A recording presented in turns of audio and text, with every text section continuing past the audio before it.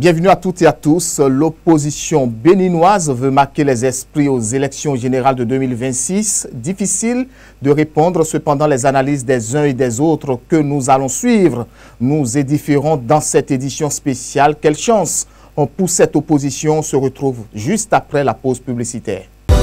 Vous organisez un mariage, un anniversaire, un baptême, un séminaire, un spectacle, un meeting politique ou tout autre événement, Guérit TV Monde vous propose un service de sonorisation professionnelle de meilleure qualité. Pour plus d'informations, contactez-nous au +229 91 19 10 10.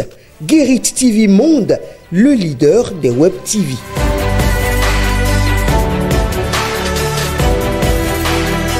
Le cadre de concertation de l'opposition, une initiative diversement appréciée, c'est du déjà vu pour certains, tandis que pour d'autres, y voient un projet porteur d'espoir pour la démocratie. À la différence des précédentes coalitions des forces de l'opposition, le cadre de concertation intervient à moins de 2 ans de la prochaine élection présidentielle. Mais pour quel avenir? Je vous invite à suivre cet élément de Amanda Esmeralda Dake.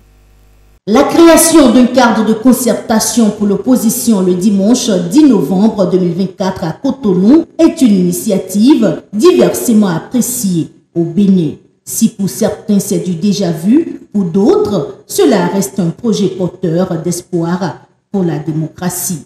Regroupant en son sein 5 partis politiques et mouvements d'opposition, à savoir la Grande Solidarité Républicaine, GSR, la Nouvelle Force Nationale, NFN, les Démocrates, LD, le Mouvement Populaire de Libération, MPL, et le mouvement Nous le ferons, se creuse et vise, selon les ténors, à réparer une démocratie abîmée et à s'assurer que les élections générales de 2026 soient libres et transparentes. Le peuple béninois subit depuis bientôt 10 ans un démantèlement savamment programmé des fondamentaux de notre vivre ensemble.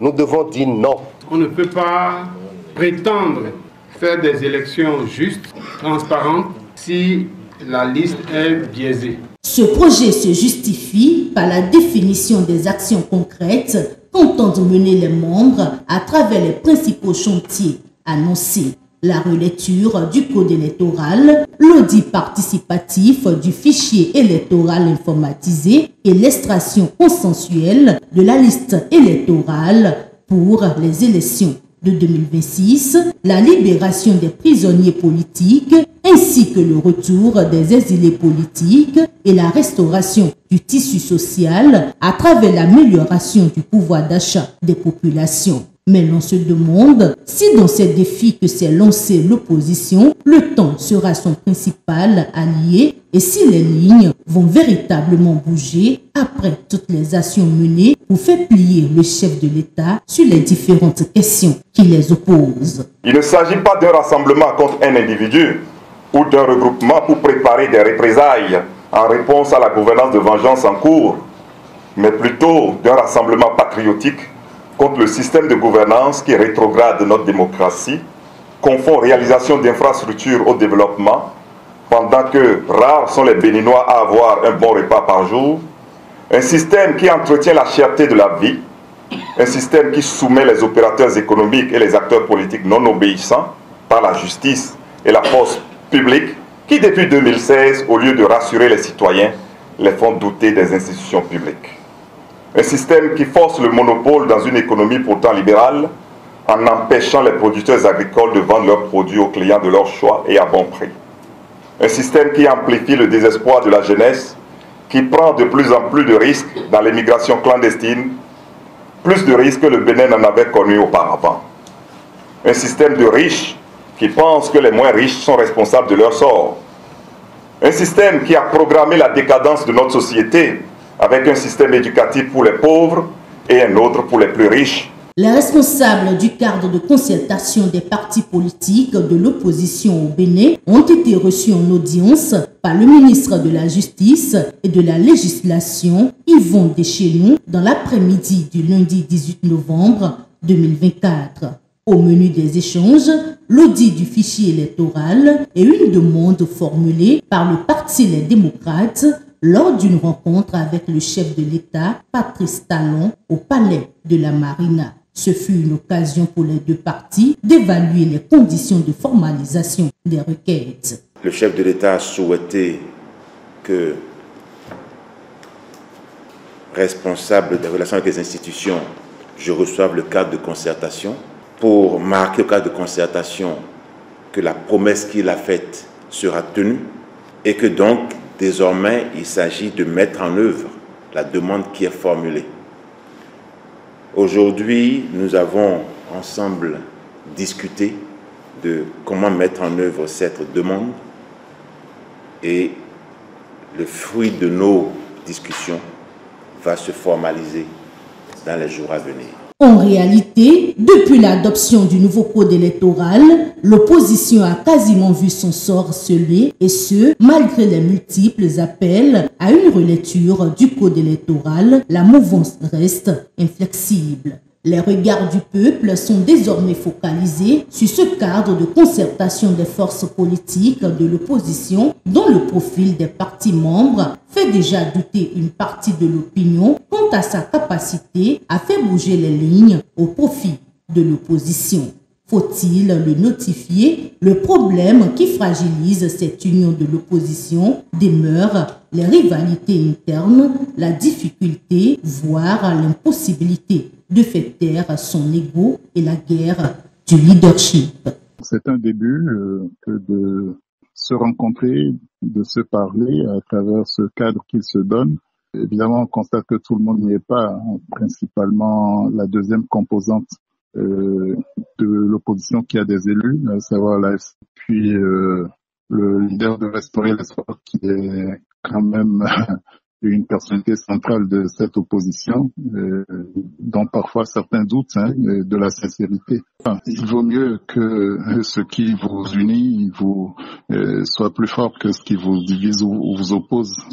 J'ose croire qu'ils ont pris conscience de ça, qu'ils ont fait l'inventaire des efforts qu'il leur faut accomplir pour avoir des résultats plus substantiels ensemble. On a coutume de dire qu'ensemble on est plus fort.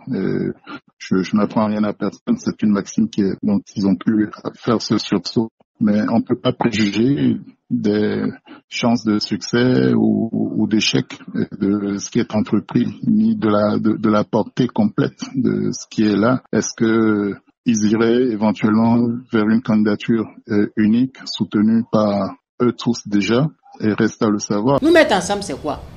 C'est de nous entendre sur une plateforme, sur un minimum.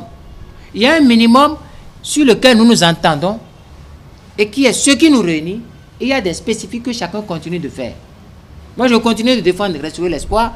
Il continue de défendre les démocrates. PCB continue de défendre PCB. Mais il y a un minimum commun qui est ce qui nous réunit en tant que résistants ou en tant que coalition face à l'adversaire. Ce n'est pas que quelqu'un rejoint quelqu'un. Nous nous rejoignons. C'est pourquoi j'ai dit, tuons nos égos, tuons nos logos. On n'ira pas se mettre sous un logo. Non. Même UP, Ngoubedi a même refusé de se mettre sous le logo UP. Et Talon a accepté. Les gens de pouvoir, pas Talon, les gens de l'UP ont accepté. Ils ont mis UP le renouveau. Au nom de quoi nous ne pouvons pas tuer nos égos et nos logos? C'est la première question, ça. La deuxième question, ce n'est pas... Moi, je ne parle pas de candidat. Parce que voilà encore une bêtise qui divise les gens. La notion de candidature est une notion qui vient après la notion de se mettre ensemble. Et en se mettant ensemble, c'est le meilleur d'entre nous que nous prenons et qu'on appelle l'homme de la situation. Il y a un exemple clair qui est au Sénégal. Le jeune Bassirou, il n'est pas le plus capé derrière Sonko. Derrière Sonko, il y a 5 vice-présidents. Mais pourquoi on a pris le jeune? Parce qu'il y a la notion de l'homme de la situation. Ici, au Bénin, le PASTEF n'allait jamais gagner. Il est à noter que la création de ce cadre de concertation constitue un sujet de discussion au sein de la classe politique béninoise. Oussa Bissira Korogone, président de la coalition Bénin Debout et ancien membre du Parti Mouvement Populaire de Libération, ce creuset de l'opposition ne fera pas long feu. Il ne compte pas mener la lutte avec les membres du cadre de concertation car il estime que cette lutte doit être menée autrement. Je cite, « Aujourd'hui plus que jamais, nous devons avoir compris que notre lutte, la lutte contre ce régime, ne devrait plus se faire dans un cadre partisan. Parce que quand on dit parti politique au Bénin, tout est inscrit dans la réforme du système partisan dont la clé est chez le chef de l'État. » Fin de citation. Il propose donc, je cite à nouveau, que la lutte se fasse dans le cadre citoyen afin que le peuple se sente concerné par ce qui se passe. Quand je parle de mouvement citoyen, il s'agit de mouvements au sein duquel on retrouvera aussi bien le clergé, les confessions religieuses, les centrales syndicales, la société civile, les étudiants, les enseignants, les partis politiques aussi et toutes les composantes de la société de notre pays. Quel avenir pour les partis de l'opposition au Bénin incapables de s'unir et d'émerger des idées ou des projets pour travailler contre le régime de la rupture? Quel avenir pour le cadre de concertation de l'opposition sans les partis absents comme la FCBE ou restaurer l'espoir de Candide Azanaï? L'opposition se fera-t-elle encore avoir par son ego? Seul le verdict des élections générales de 2026 nous éclairera. Qu'il vous souvienne, mesdames et messieurs, que ce n'est pas pour la première fois qu'une initiative similaire est mise en place au Bénin. À l'approche des élections en 2019, déjà une coalition autour du parti FCBE avait été déjà créée pour veiller aux conditions d'organisation du scrutin, sans oublier 2021 avec le parti Les Démocrates. L'un des constats les plus frappants aujourd'hui, c'est que l'opposition à la gouvernance de la rupture est divisée. Même si le combat reste le même, il est très peu ou pas du tout organisé et cela remet en cause son efficacité. Chacun y va avec ses méthodes et ses moyens, fragilisant parfois les autres qui se réclament pourtant de la même chapelle politique. Suivons cet élément archive qui relate comment l'opposition est en lambeaux et incapable de s'unir pour agir. Les partis politiques de l'opposition unis pour un combat commun, un Bénin sûr, prospère et juste. Nous étions en février 2019. L'atmosphère politique préélectorale actuelle est infectée par l'inexistence légale de la quasi-totalité des partis politiques, l'impossibilité aux partis politiques du président Patrice Talon, à savoir le Bloc républicain et l'Union progressiste, à prendre part aux prochaines élections législatives. La persécution fiscale des potentiels candidats aux législatives en l'absence de tout avis d'imposition. Les flous qui obscurcissent le code électoral et qui exposent plusieurs des dispositions de notre système électoral comme un régime d'exclusion et d'injustice à conséquences imprévisibles. Faute donc de certificat de conformité, la FCBE de l'ancien président de la République, Boni Yayi, le parti Restaurer l'espoir de Candide Azanaï, les alliés de Patrice Talon, ancien ministre, délégués à la défense, n'ont pu déposer leur dossier de candidature dans le délai. Ces partis qui dénoncent une exclusion programmée du pouvoir en place clament haut et fort que la dite pièce exigée par la Cour constitutionnelle ne leur a pas été délivrée par le ministre de l'Intérieur Saka Lafia, qui n'est rien d'autre selon eux qu'un membre du bureau politique d'un des partis du chef de l'État. Lors du point de presse, les partis d'opposition qui visiblement semblent être soudés ont réaffirmé leur détermination à lutter contre l'exclusion des législatives du 28 avril 2019. En tout état de cause, les partis politiques de l'opposition mettent en garde le gouvernement et la Cour constitutionnelle et les rendent responsables des troubles qui découleront de leur entêtement. En effet, la réforme du système électoral a échoué et celle du système partisan a également échoué. Devant ce double constat d'échec, attesté par le gouvernement à travers les propres déclarations de son ministre de l'Intérieur, M. Saka Lafia, la voix de la sagesse recommande que le pouvoir Talon recule. Car nulle part au monde, il n'existe de démocratie sans partis politiques légaux à la veille d'un scrutin. Les raisons de croire en l'aboutissement de leur lutte se lisaient sur leur visage. Dans la matinée de ce mercredi 6 mars 2019, une séance de travail avec des responsables de formations politiques engagés dans les prochaines élections législatives a été organisée. Séance à bâton rompu qui a permis aux partis d'opposition d'exposer leurs préoccupations. Bien que fort de notre existence juridique et malgré l'accompagnement des formalités de mise en conformité, nous étions donc capables à cette date de savoir dans notre pays les partis politiques pouvant se présenter aux élections et présenter des candidats aux élections législatives. Mais curieusement, personne ne savait parmi nous quels étaient les partis politiques qui avaient un statut juridique conformément aux déclarations antérieures et de la Cour constitutionnelle et la déclaration du ministre Sakalafia, ministre de l'Intérieur, devant la presse au cours d'une conférence de presse. Nous ne savions pas et nous étions à 2 jours. Si vous maintenez dans votre dossier en l'état des documents qui constituent, à la limite même un délit, qui sont de fausses déclarations, ne demandez pas à l'administration de fermer les yeux là-dessus. Parce que nous aurons, en ce moment, nous aurons commis le péché de foutre tout en l'air. Parce que nous avons donné la preuve que ce qu'on attend de nos concitoyens ordinaires, nous ne l'attendons pas de ceux qui sont appelés à diriger le pays. On ne peut pas accepter que quelqu'un qui aspire à être parlementaire, à présider l'Assemblée, à être ministre-président de la République, à désigner des ministres au gouvernement, fournisse à l'administration des dossiers avec du faux. Mon ambition est de procéder aux réformes qui sont nécessaires pour notre pays, y compris la réforme du système partisan. En somme, seuls 2 partis soutenant le président Patrice Talon sont autorisés à concourir. L'ensemble de l'opposition ayant échoué à faire valider ses listes à la suite de la mise en place d'un code électoral plus restrictif. Les élections législatives béninoises de 2019 se déroulent le dimanche 28 avril 2019 afin de renouveler les 83 sièges de l'Assemblée nationale du Bénin. Le scrutin voit l'Union progressiste remporter la majorité absolue, tandis que l'abstention s'élève à près de 73%. Le Bénin secoué par des violences post-électorales. Selon des témoins, l'armée béninoise et la police sont intervenus à 2 reprises ce jeudi dans le quartier de Kadjeon où se situe le domicile de l'ex-chef d'État.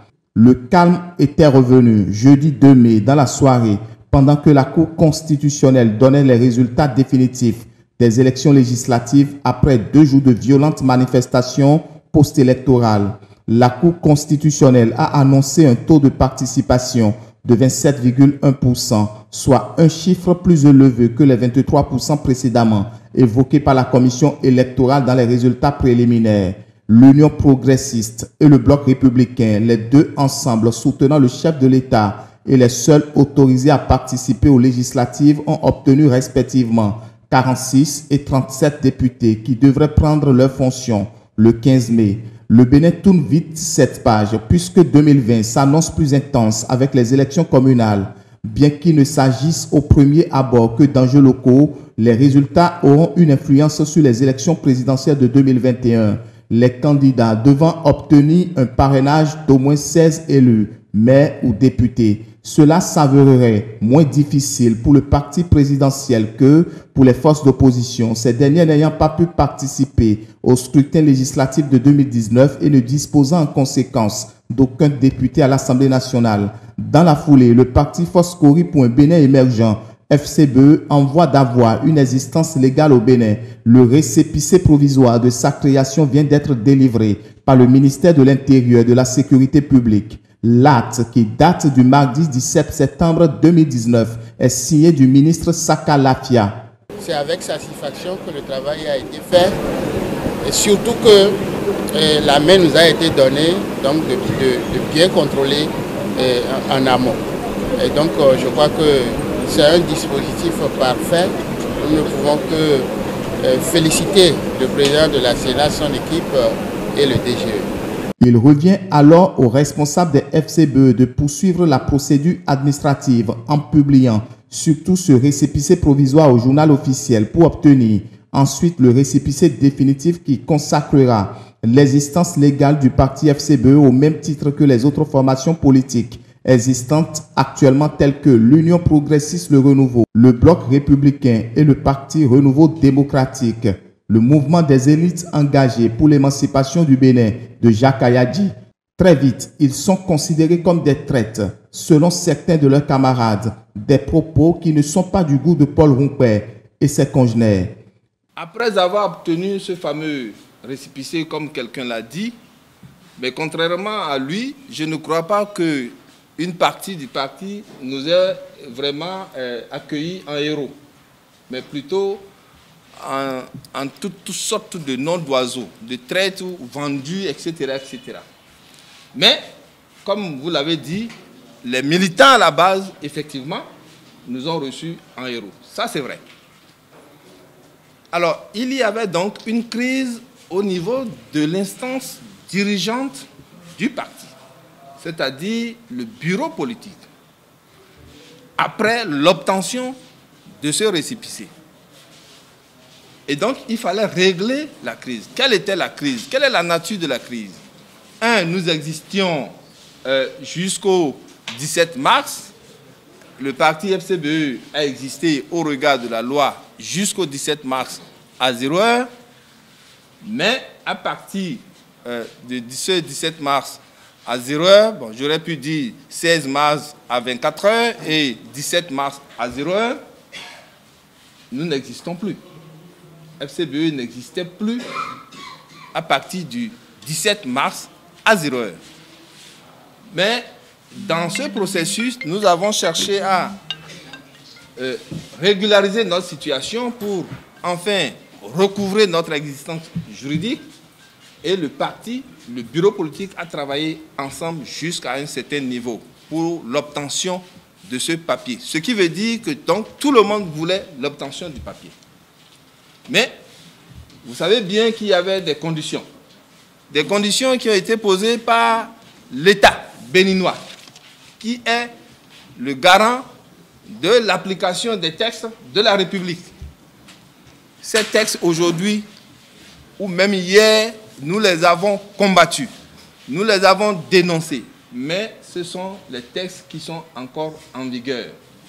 D'ailleurs, c'est la raison pour laquelle nous avons accepté d'aller aux élections, malgré que ces textes présentaient des insuffisances. Le parti Foscori pour un Bénin émergent, FCBE, pas handicapé aux élections communales du 17 mai 2020, avec la cascade de démissions de ténors dans ses rangs et même de candidats en lice. Que reste-t-il encore de la liste Foscori pour un Bénin émergent après tant de démissions dans ses rangs ces derniers jours? Il ne se passe plus de jours sans qu'on enregistre des départs.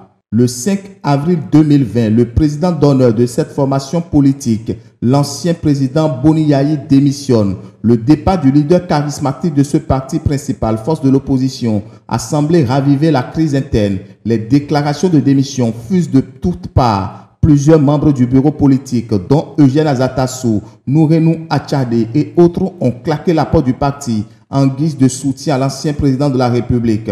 Plusieurs structures décentralisées, surtout les coordinations communales de Basila, Bukumbe, Gassazome, Kouandé, Tchaourou et Banikwara ont aussi emboîté le pas à ces dinosaures. Pour montrer aux militants qu'ils ont pris entièrement le contrôle et que le président Boni Yayi n'a plus d'autorité au sein du parti, ils ont systématiquement sorti de la liste des candidats tous les militants qu'ils estiment proches du président d'honneur.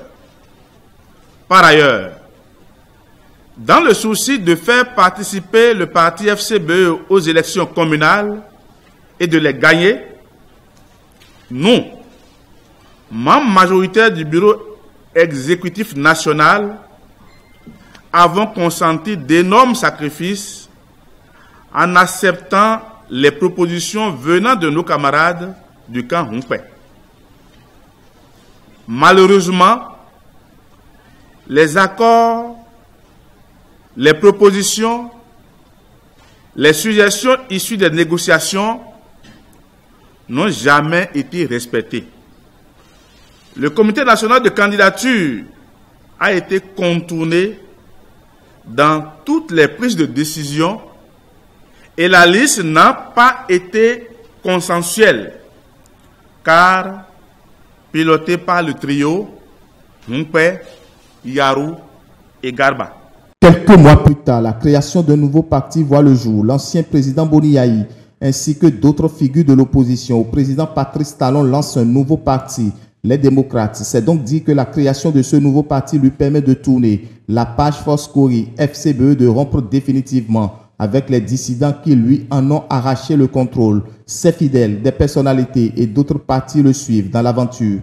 De toute évidence, l'opposition politique est en lambeaux et incapable de s'unir pour agir. On se demande ce qui est à la base de cette divergence d'action dans le rang des partis qui combattent la gouvernance de Patrice Talon. Même si à moins de 2 ans des prochaines élections générales de 2026, des partis et mouvements politiques de l'opposition ont créé le cadre de concertation de l'opposition, un creuset d'échange pour une unité d'action au sein des forces politiques qui sont contre le mode de gouvernance de la rupture. Une question, va-t-il durer dans le temps? Wait and see. Selon les analystes que vous allez retrouver dans un instant, l'opposition est divisée ou confuse sur une candidature à la présidentielle, ce qui réduit visiblement ses chances. Les quelques-uns rencontrés sont au micro de Faouzia Sefou et Roméo Aéouton. Il y a une opposition au Bénin, incarnée par le Parti des démocrates, qui a aujourd'hui le plus grand nombre de sièges à l'Assemblée nationale 28 notamment. Donc quand on dit qu'il y a une opposition forte au pays face à un pouvoir, l'opposition doit avoir des stratégies quand même pour mener à bon sa politique. Mais l'un dans l'autre, il y a quand même une opposition au Bénin. On voit des voix dissonantes qui essaient quand même de relever les insuffisances de la gouvernance du pouvoir actuel. La FCBE, elle aussi, n'est pas très claire dans sa position quand on va parler des forces de l'opposition aujourd'hui. Donc pour moi aujourd'hui, ne pas les associer, ce n'est pas exagéré, on est d'accord. Maintenant, Eric Ngouleté, lors de la formation de ce cadre, a dit qu'ils iront chercher toutes les forces politiques qui se réclament de l'opposition. Si la FCBE pense qu'elle est de l'opposition, il n'y a pas de souci, on va s'approcher d'elle et puis elle viendra. Mais pour le moment, moi je crois que ce cadre de consultation, oui, on peut trouver des choses à dire par rapport à ce cadre, mais je pense que l'un dans l'autre, c'est quand même un début, même si c'est un peu tard, c'est un début pour que les choses qu'on estimait que cela devait se passer puissent aller. On a vu récemment également au Sénégal où l'opposition tenace a pu faire l'effort de prendre le pouvoir chez Macky Sall. Et c'est ça là qui manque à l'opposition béninoise. Mais je crois qu'elle-même ne rassure pas. Parce que si elle rassure, elle accepte de donner sa poitrine pour mourir pour le peuple va la suivre. Je donne un exemple. Le cas Steve Amoussou, on a vu des gens qui se réclament de l'opposition où le jour où ils sont allés à la criette pour Steve Amoussou. On a vu des gens qui se réclament députés mais qui ont porté leur écharpe. C'est pour montrer aux policiers, nous sommes des députés, nous ne touchez pas. C'est l'image que ça retourne. Alors que c'est ça. Vous confondez avec le peuple, vous souffrez. Des gens sont allés en prison au Sénégal, ils sont sortis. On a vu dans ce pays des gens donner leur poitrine. Ils sont en prison aujourd'hui. Mais je crois qu'aujourd'hui, qu'on le veut ou non, leur lutte est en train de payer. C'est la lutte qui a fait qu'eux sont allés aux élections aujourd'hui. Ils doivent continuer par faire la lutte. Parce que la lutte face à un pouvoir comme celui de Patrice Talon n'est pas une lutte qu'on gagne du jour au lendemain. Donc cette opposition aujourd'hui a du pain sur la planche. On n'a pas l'impression qu'elle soit encore prête, n'est-ce pas, pour battre Patrice Talon dans tous les compartiments. Oui, la maison de l'opposition béninoise est en feu. Et pour être clair, avec 3 partis, 3 camps, si vous voulez. Il y a le camp FCBE et les démocrates. Il y a également le camp Restaurer l'espoir, candidat Zanaï pour le nommer tout de go, qui ne partage pas la même ligne politique que les démocrates et que la FCBE de Paul Humpé. Quand on se réfère à la vieille querelle entre la FCBE et les démocrates, on peut comprendre, est devenu chef de file de l'opposition par la force des choses dans un contexte où le parti Les démocrates ne voulait pas aller aux élections. Mais quand vous voyez l'autre camp, aujourd'hui, Restaurer l'espoir du candidat Zanaï, qui dans sa ligne politique se dit, eh bien, on ne peut pas compétir avec un dictateur, prenant le régime de Patrice Talon comme un régime dictatorial. Et donc, lui se dit, on ne gagne jamais une élection avec un dictateur au pouvoir. Du coup, tranché, il ne veut pas participer aux joutes électorales et il décrédibilise le parti Les Démocrates par son discours et dit désormais que ce parti est un accompagnateur du régime. Donc, vous voyez ces trois camps. À cela s'ajoutent les épiphénomènes du champ politique comme les mouvements qui se créent. Donc, vous voyez aujourd'hui sur l'échiquier politique, dans le camp de l'opposition politique, il y a vraiment la division et qui peut unir. Équation difficile. Vous voyez l'analyse en fait de candidat Azanaï qui est à Seb. Malgré ça, les LD ne s'entendent pas avec Azanaï. Voyez-vous, ils sont nombreux en fait à jouer ce jeu. Et quand je vois le cadre de contestation aujourd'hui qui est né de l'opposition, il n'y a pas le RE ni le FCBE. Ça veut dire en fait que cette opposition navigue à vue. Parce qu'aujourd'hui, pourquoi je le dis?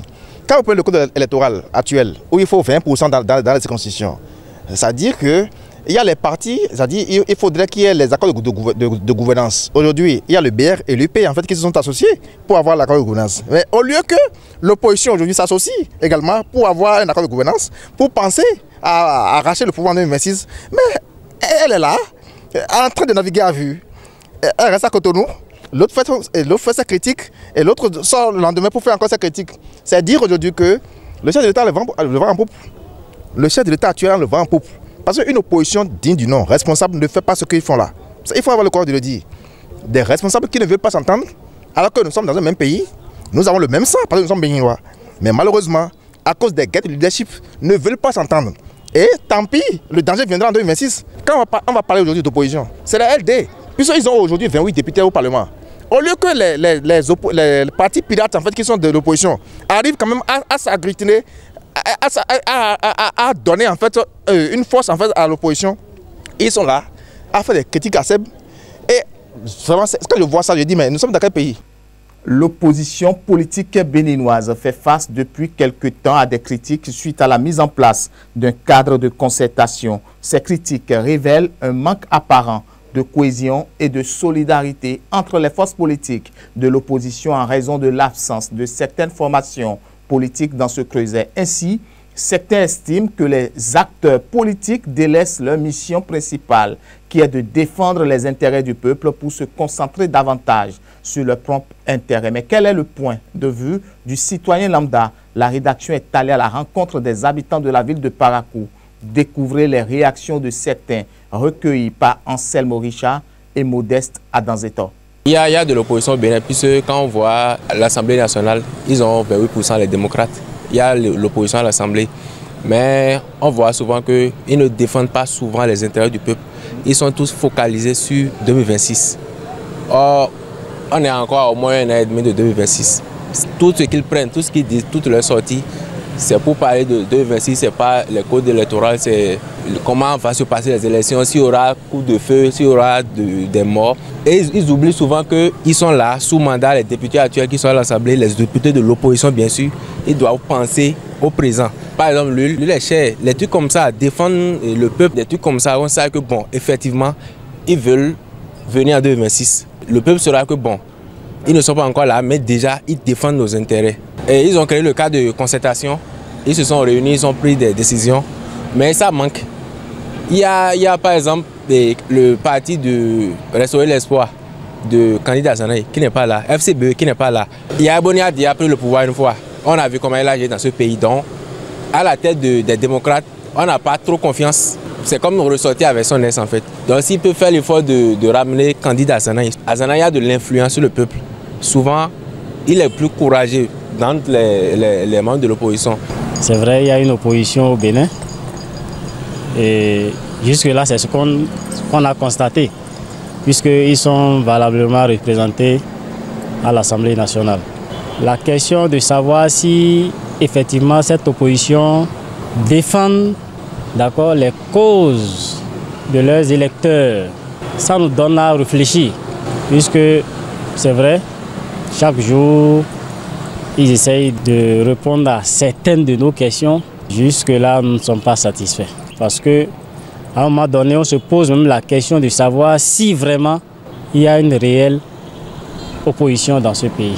Il faut qu'il y ait de la relève au sein de cette opposition-là. Il faut quand même aider l'ancien président de la République afin de répondre à ces questions-là que nous, en tant qu'électeurs, attendons d'eux. Mais ce que moi j'ai à lancer à leur endroit, c'est de réellement s'unir avant les élections 2026, afin qu'on ait vraiment une opposition soudée. Il y a une opposition, mais le vrai problème, on sent que bon, l'opposition est vraiment fragilisée. Il n'y a pas vraiment cette solidarité qui va les permettre d'aller de l'avant. On ne peut pas dire que cette opposition est contre tout ce que le gouvernement met en place, non. Actuellement, je ne vais pas dire qu'ils sont en train de dormir. Ils sont en train. Mais ce qui est important, c'est qu'ils doivent réellement se retrouver. D'abord, ils n'ont pas influent. L'opposition n'est pas d'abord quelqu'un. Et non seulement ça, qu'ils n'ont pas unis. S'ils étaient unis, tel que il faudra que ça ne va pas. Et tous même sont là, non. Et ils voient que ça ne va pas. Et maximum des gens sont hors du pays. C'est-à-dire, c'est de se voir et vraiment et de se contacter comme il le faut et montrer à la population que vraiment qu'il y a l'opposition. Personnellement, moi, je ne vois pas une opposition prendre le pouvoir en 2026. Dans l'opposition qui a été fragilisée, inexistante depuis 10 ans, en 2026, ça fera 10 ans. Elle n'a rien fait, elle n'a pas eu de tactique pour se faire voir, pour se faire représenter. Tout ce que les gens disent, ouais, on a fait, on n'a pas d'emploi, tout ça là. C'est tout. L'opposition ne fait rien pour se faire représenter ou bien pour montrer sa force. Dans le régime Talon, l'opposition qui est en place, c'est une opposition en fait, qui ne s'est pas préparée pour l'opposition. Hein.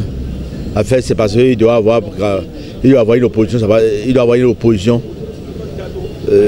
dans la vie politique, ces opposants sont là. Sinon, chez moi, l'opposition qui est là ne s'est pas préparée pour les vraies questions du développement du pays. Ils n'ont aucune chance, hein, parce que d'abord, ils ont laissé les vraies choses qu'ils devaient attaquer. Et ils se sont attaqués à des trucs inutiles. Après 2026, ils peuvent se préparer réellement pour prendre le pouvoir. Mais avant 2006, il ne peut pas prendre le pouvoir en 2026. Il ne peut pas, parce qu'ils se sont préparés. Vous allez voir d'ici là, il y a des problèmes entre eux qui vont commencer par sortir, qui vont commencer par se soulever entre eux. Donc, ils ne se sont pas préparés. Merci de nous avoir suivis. Suivez nos programmes en tapant juste Guérid TV Monde. Très bonne suite des programmes.